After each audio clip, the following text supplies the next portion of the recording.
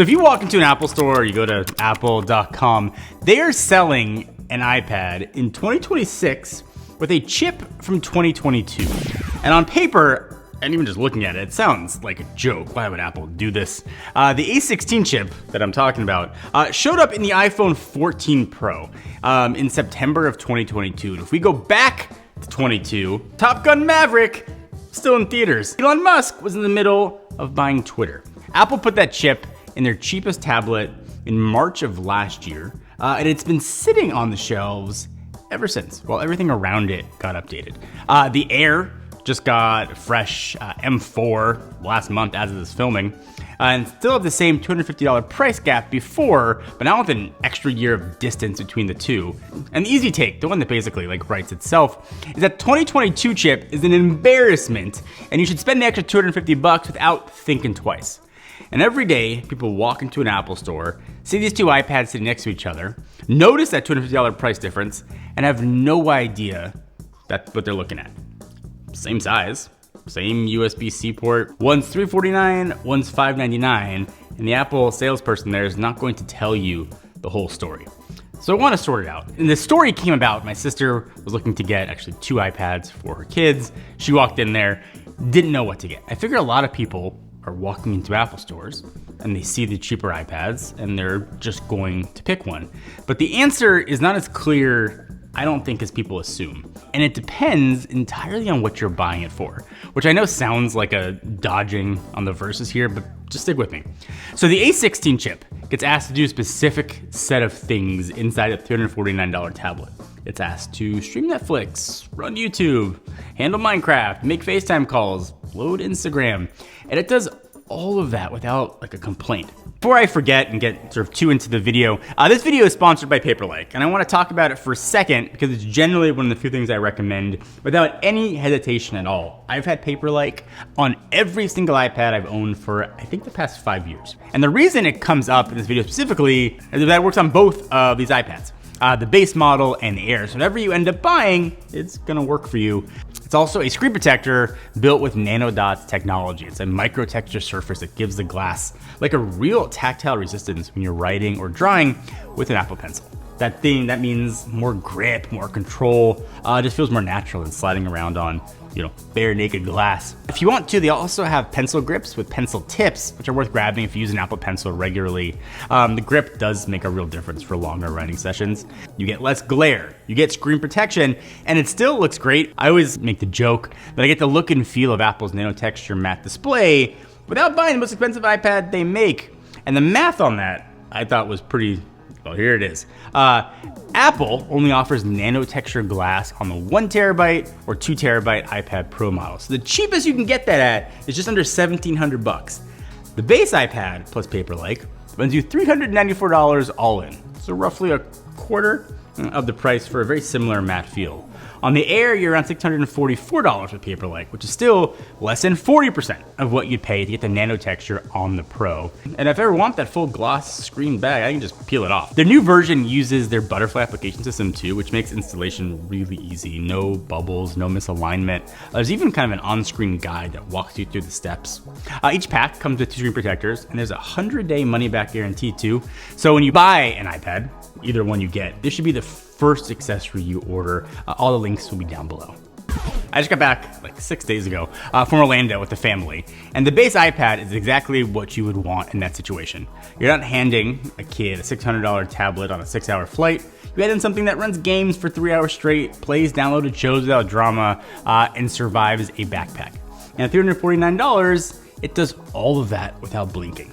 And for straight content consumption, the A16 being from 2022 is basically irrelevant. So, is it absurd as it sounds? Not yet. The display is where it starts feeling like a very different product.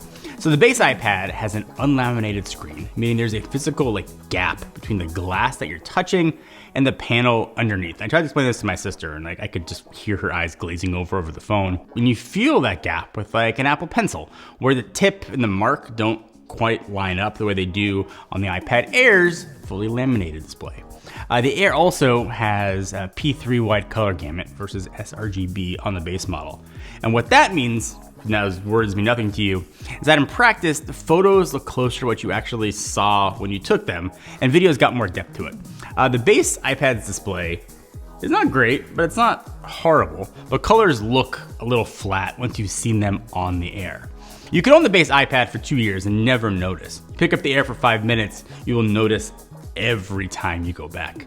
The speakers follow the same pattern too. The Air is noticeably louder and fuller, and for a device that most people are buying to watch things on, I think that matters more than most people expect going in. If you're an Apple Pencil person, it's the same story here too. The base iPad works with the USB-C Apple Pencil, or the original first gen.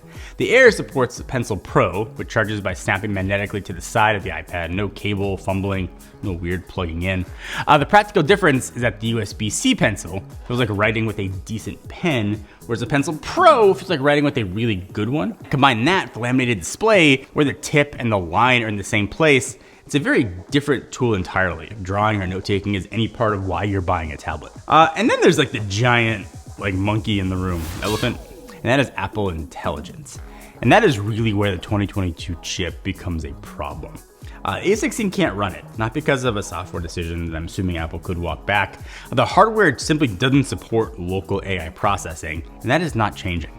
The M4 Air runs Apple Intelligence natively with 12 gigs of RAM. So writing tools, image cleanup and photos, smarter Siri, priority notifications, all of it runs on device. Right now, for a lot of people, zero of that matters or changes how they use a tablet on a day-to-day basis. And I think that argument's totally fair because Apple Intelligence is kind of like the middest of the mid, but it's not staying still. And a smarter Siri alone is coming. It kind of actually understands context and kind of gets things done without 3 follow-up prompts or just sort of boomeranging you to ChatGPT. It's coming, but it's not coming to the base iPad. Apple has been building iPad OS around this for like 2-ish years, and every update goes deeper. That's when the 22 chip, I think, stops making sense. One more thing I think worth knowing if you're leaning towards the base model, a new base iPad is reportedly on the way with A18 or A19 chip, depending on which rumor you read, which will give it full Apple Intelligence support. No confirmed date on this at all. I'm not telling you to wait forever on a rumor, but just know that. But the current base iPad has been sitting unchanged since March 2025, and it's the only iPad Apple still sells without Apple's AI. So if you're an adult buying this for yourself and you're not in a rush, I would definitely wait. I'll tell you though, when, follow me on the places when that new drops. But if you're buying today, and this is for a kid, a travel device, or really just for watching things, buy the base iPad and don't think twice about it. It does that job really well. And that's actually what I told my sister to do. $349, it is generally good value for what it is. One thing to know though, if you're planning to add a keyboard though, the base iPad uses the Magic Keyboard Folio, which is $249, has a kickstand design that works fine on a desk, but gets awkward on a lap. Not nearly as clean as the Air's Magic Keyboard, which sits flatter and feels more natural to type on. Again, not a deal breaker, but just worth knowing before you start adding things up for accessories you might want. If you want this for yourself and you want it to actually stay current, go Air. M4 chip, 12 gigs of RAM, laminated display, Pencil Pro support, Wi-Fi 7, USB-C that moves files at real speeds instead of like the crawl on the base model. It's going to feel fast in 4 years. The headroom is incredible. Even the M1 iPad Pro that came out in 2022 still feels quick today. That's buying a chip with that real extra space gets you. The M4 is a bigger jump from the M1 than I think the M1 was from what came before it. So buy this now, and your kids are probably going to inherit it in like 6 years and still wondering why it feels so fast. If you want a bigger screen without stepping up to the Pro, the Air is also the only way to get there. The 13-inch at $799 is a more serious thought if this thing mainly is gonna live on a couch. If you're trying to figure out where your current iPad fits into this, hopefully this will help. So if you're on an M1 or older, the jump to the Air is going to feel significant, and I think it's worth doing it.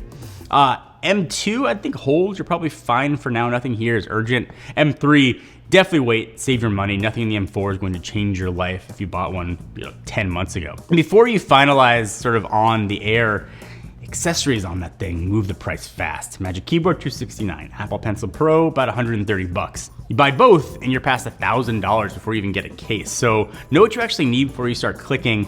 And on storage, do yourself a favor, skip the 128 gigabyte on either model. You won't think about it until you're trying to load something on a full device at exactly the wrong time. Get at least 256 on whichever one you buy. So is a 2022 chip in 2026 iPad absurd as it sounds? So for watching things, handing to kids, getting the most tablet for at least some money? No, I think Apple did the math right on that one. If you want a tablet that keeps pace with their iPad OS is actually going, then yes, it's a problem. The Air just got updated for a reason. You got information on any of this stuff though, I'll put links to all of them down below. For me, I'm buying the Air if I'm the one using it, but I'm handing this to anybody else who's just gonna watch stuff on it, get the regular iPad. I think they'll absolutely love it.